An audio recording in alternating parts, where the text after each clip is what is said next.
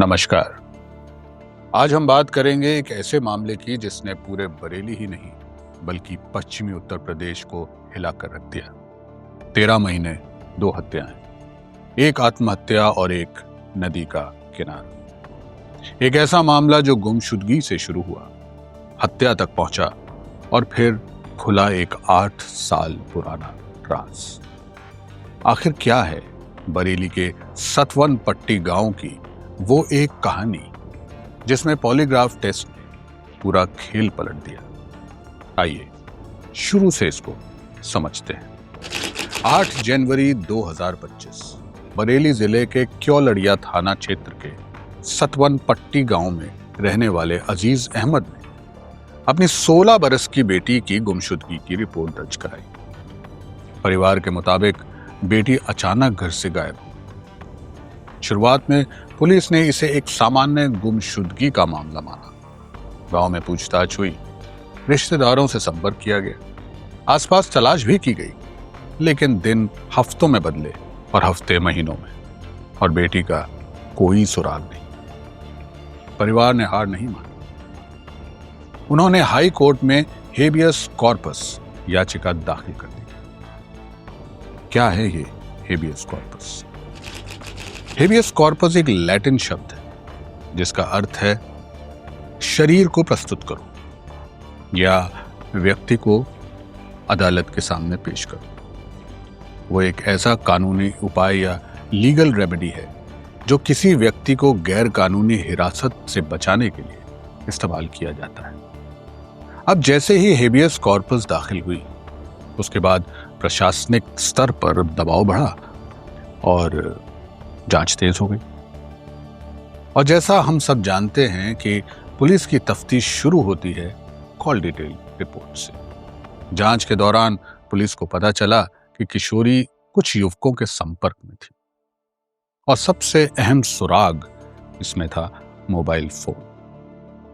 लड़की का फोन उसके घर से करीब 800 मीटर की दूरी पर मिला, कैलाश नदी के किनारे, लेकिन वहां लड़की नहीं मिली। मामला और उलझ गया। महीनों तक police surveillance, call detail, record और तकनीकी साक्ष्यों पर काम करती रही। कैलाश नदी के किनारे एक गन्ने के खेत से बालों की चोटी, कुछ कपड़े और हड्डियों के अवशेष बरामद हुए। शुरुआत से शक तो था, लेकिन डीएनए जांच ने सारी शंकाएं खत्म कर दी। मां के खून के सैंपल से मिलान हुआ और पुष्टि हो गई कि ये अवशेष उसी लापता किशोरी के थे। अब ये मामला गुमशुदगी का नहीं, साफ तौर पर हत्या का बन चुका था। जांच के दौरान पुलिस ने उन युवकों को चिन्हित किया जो इस लड़की से संपर्क में थे। उनमें से एक नाम था सलमान। पुलिस ने उसे कई बार पूछताछ के लिए बुलाया। 1 मई 2025 को खबर आई कि सलमान ने अपने घर में फांसी लगाकर आत्महत्या कर ली। इलाके में तनाव फैल गया। परिवार का आरोप था कि पुलिस ने उसे बार बार थाने बुलाया, टॉर्चर किया, मानसिक प्रताड़ना दी। सलमान के पिता अशफाक ने कहा, मेरा बेटा निर्दोष था, पुलिस की प्रताड़ना के कारण उसने आत्महत्या की। उन्होंने हाई कोर्ट में एक याचिका दाखिल की और आज भी इंसाफ की मांग कर रहे हैं। पुलिस का कहना है कि सलमान की मौत के मामले में एक एफआईआर दर्ज है और जांच जारी है, लेकिन इस आत्महत्या ने पूरे केस को और संवेदनशील बना दिया। कॉल डिटेल रिपोर्ट में कुछ और नाम सामने आए। गांव का ही एक सलीम हुसैन और उसके साथ जुड़ा हुआ एक और नाम मोहम्मद असीम उर्फ डॉक्टर बंगाली। ये भूता क्षेत्र में एक क्लिनिक चलाता था। पुलिस को सलीम पर शक गहराता गया, लेकिन ठोस सबूत की जरूरत थी। एसपी नॉर्थ मुकेश कुमार मिश्रा के मुताबिक हमें सलीम पर शक था, इसलिए हमने उसे पॉलीग्राफ टेस्ट के लिए बुलाने की तैयारी की। यहीं से कहानी ने एक बड़ा मोड़ लिया। पुलिस के अनुसार सलीम ने डॉक्टर बंगाली से पूछा, पॉलीग्राफ टेस्ट क्या होता है? डॉक्टर बंगाली घबरा गया। क्यों? सलीम को जब पूछताछ के लिए और इसके नार्को टेस्ट के लिए नियमानुसार इसकी सहमति लेकर, माननीय न्यायालय की अनुमति लेकर इसको विधि विज्ञान प्रयोगशाला न्यू दिल्ली के द्वारा 4-5 फरवरी की डेट दी गई है। जब पुलिस ने 3 फरवरी को इसको बुलाया तो ये अपने घर से फरार हो गया। फरार होने का कारण जानने के लिए पुलिस ने जब गहनता से पूछताछ की तो पता चला कि ये अन्य एक घटना में शामिल था, और वो घटना एक तथाकथित डॉक्टर बंगाली एलियास अमित ने अपनी पत्नी की हत्या इसके सहयोग से की थी। और उसने ही इसको पूछने पर बताया कि अगर पॉलीग्राफ टेस्ट में इसको वहाँ ले जाया जाएगा तो ये दोनों ही हत्या का खुलासा इसके द्वारा हो जाएगा, जिसके भय से ये वहाँ से फरार हो गया। उक्त डॉक्टर बंगाली भी मौके से फरार हो गया। दोनों ने वेस्ट बंगाल में भागने की योजना बनाई, लेकिन 11 फरवरी 2026 को पुलिस ने उन्हें बोरिया कट के पास से गिरफ्तार कर लिया। अब इससे पहले कि हम आगे बढ़ें, पहले पॉलीग्राफ टेस्ट समझते हैं कि ये क्या होता है। पॉलीग्राफ टेस्ट को आम भाषा में लाई डिटेक्टर टेस्ट भी कहा जाता है। ये एक ऐसी वैज्ञानिक जांच प्रक्रिया है जिसमें यह जानने की कोशिश की जाती है कि व्यक्ति सच बोल रहा है या झूठ। मगर ये काम कैसे करता है? टेस्ट के दौरान मशीन व्यक्ति के शरीर की कुछ प्रतिक्रियाएं रिकॉर्ड करती है। दिल की धड़कन, ब्लड प्रेशर, सांस लेने की गति और पसीना आना, यानी त्वचा के ऊपर जो भी प्रतिक्रिया होती है। जब किसी संवेदनशील सवाल पर शरीर की प्रतिक्रियाओं में अचानक बदलाव आए तो माना जाता है कि व्यक्ति तनाव में है और संभव है कि वो कुछ छुपा रहा है।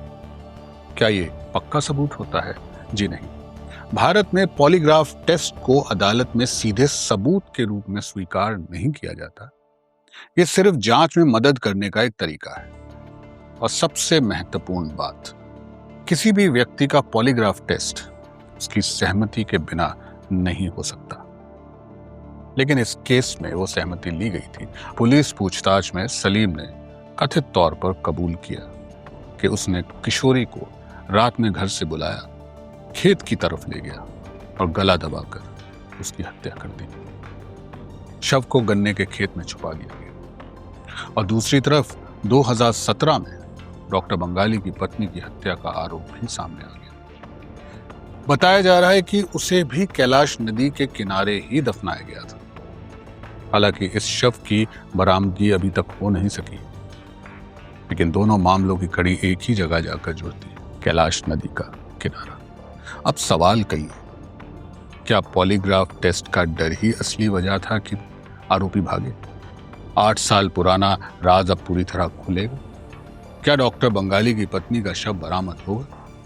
और सबसे बड़ा सवाल, क्या सलमान की आत्महत्या के मामले में भी सच सामने आएगा? सलमान के पिता अशफाक अब खुलकर सामने आ गए। उनका कहना है, जब असली आरोपी पकड़े जा चुके हैं, इससे साफ है कि उनका बेटा निर्दोष था।